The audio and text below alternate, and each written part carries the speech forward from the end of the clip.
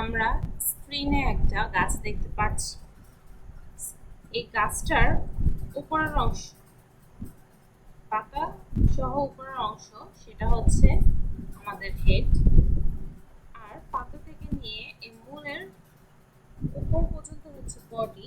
আর মূলের যে অংশটা সেটা হচ্ছে ফুটার।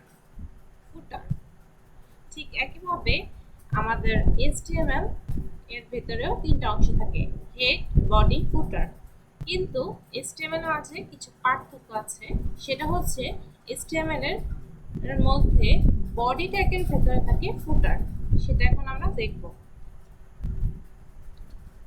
আগে আমরা HTML দেখব। VS কোড অটোমেটিক্যালি এটা দিয়ে দিবে বা ক্লোজিং করে দিবে। তারপর আসে আমাদের হেড, হেডের পর আসে বডি, বডির ভিতরে আসে ফুটার। এখন HTML এর মধ্যে যে হেড থাকে সেটার ভিতরে যে সকল লেখা থাকে সেটা হচ্ছে সাধারণত ওয়েবসাইটের ভিতরে দেখা যায় না। আমরা যেটা দেখি সেটা হচ্ছে বডি ট্যাগের ভিতরে, আর ফুটারটা সাধারণত আমাদের কপিরাইটসের জন্য ইউজ করা হয়। এখন আমরা যদি লিখি HTML স্ট্রাকচার, সেটার জন্য VS কোডের এর মধ্যে ইমেজ হিসেবে অটোমেটিক্যালি সেভ থাকে। তাই কিবোর্ডে আমরা শিফট চাপবো, 1 ক্লিক করব, এক্সক্লেমেশন সাইন আসবে, এন্টার ক্লিক করলে অটোমেটিক্যালি আমাদের HTML এর স্ট্রাকচার আসবে। এখন যদি আমরা খেয়াল করে দেখি তাহলে এখানে দেখি যে আগে কি ছিল, HTML দিয়ে শুরু ছিল, HTML দিয়ে শেষ দেখাচ্ছিল। এখানেও HTML ট্যাগ দিয়ে শুরু এবং HTML ট্যাগ দিয়ে শেষ। তারপর ছিল আমাদের কি হেড, এবং হেডের ভিতরে কিছু অংশ থাকবে হেড। এখানে VS কোড অটোমেটিক্যালি দিয়ে দিয়েছে যে হেড দিয়ে শুরু, হেড দিয়ে শুরু, হেড দিয়ে শেষ। এবং এখানে যে লেখাগুলো থাকে সেটা সাধারণত ওয়েবসাইটে আমরা দেখতে পারি না। এটার কাজ হচ্ছে সাধারণত এখানে যে লেখা আছে ডক টাইপ, ডক টাইপ মানে এটা হচ্ছে কোন ধরনের লেখা, এটা হচ্ছে HTML ল্যাঙ্গুয়েজ, এবং এই ল্যাঙ্গুয়েজটা কোন ভাষায় লেখা, ইংলিশে। মেটা মেটা হিসেবে মেটা ক্যারেক্টার সেট STF দেওয়া আছে, এবং মেটা নেম, তারপর হচ্ছে content with device, with equal device with, এটা দেওয়া আছে সাধারণত আমাদের ওয়েবসাইটে রেসপন্সিভ করার জন্য। মানে পিসিতে কিভাবে দেখাবে এবং হচ্ছে মোবাইলে কিভাবে দেখাবে। অনেক সময় হচ্ছে এই ওয়েবসাইটটা কার অথরিটিতে আছে বা কোন কোম্পানির অথরিটিতে আছে সেটা দেখানোর জন্য ইউজ হয়। আমরা যেটা দেখি সেটা সাধারণত হচ্ছে বডি, এবং বডির ভেতরে আমাদের ফুটার থাকে, সেটা VS কোড দেয়নি, আমরা দিয়ে নিব।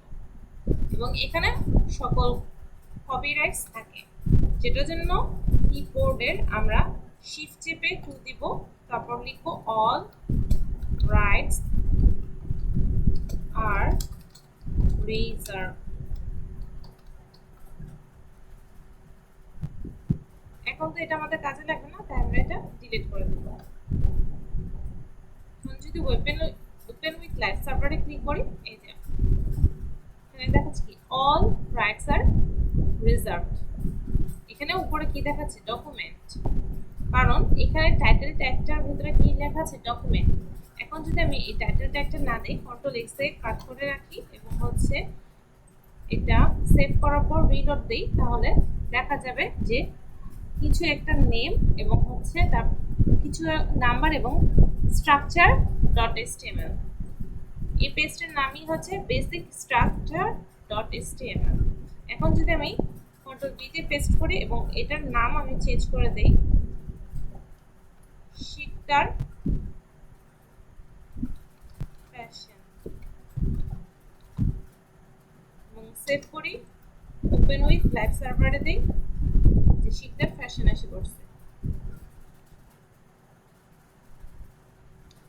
এখন এখানে একটা একটা আইকন আছে যেটা ডিফল্ট হিসেবে বা হচ্ছে ওয়েবসাইট দিয়ে দিয়েছে। এখন আমি এটাকে চেঞ্জ করতে চাচ্ছি। এই আইকনটাকে বলা হয় ট্যাব আইকন। এটা লেখার জন্য আমরা উপরে দিতে পারি টাইটেলের উপরে link clone tab icon, enter করলাম। হলো। এখন এই যে এইচ ট্যাবের পর যে ট্যাব আইকন আছে সেটা আমরা চেঞ্জ করব। চেঞ্জ করার জন্য আমাদের ট্যাব আইকন লিখতে হবে। যেমন আমি এখানে লিখেছি fashion icon for free download. এখান থেকে হচ্ছে আমি যে কোনো একটা ডাউনলোড করে নিতে পারি।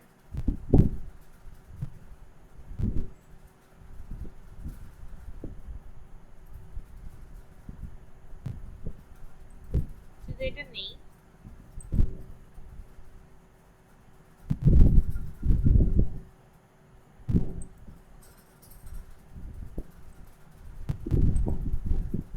এটা হচ্ছে আমার সেভ করা লাগবে।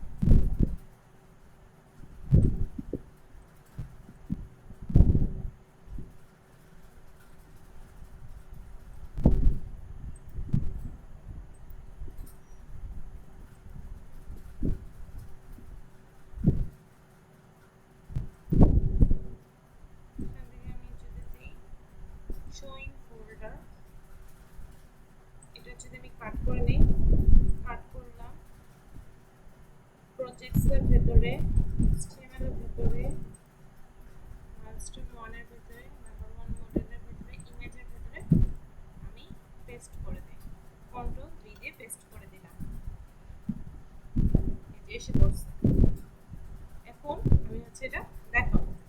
সেই কারণে হচ্ছে এই যে ট্যাব আইকন কাট করলাম, স্টপ ফরওয়ার্ড স্ল্যাশ, এটা ছিল আমাদের কোথায় ইমেজের ভেতরে, এবং ইমেজের ভেতরে ম্যানিকুইনস ছিল।